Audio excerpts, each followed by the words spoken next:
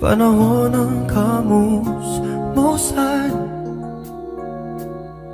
sa piling ng mga bulaklak at halaman. Doon tayo nagsimula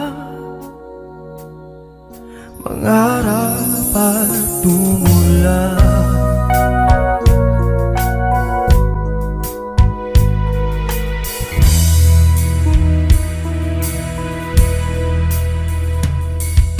Natatandaan mo pa ba?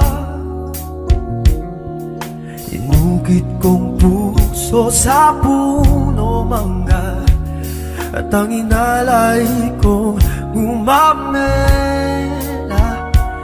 magkahawak kamay sa dalampasigan, malayang tulad ng mga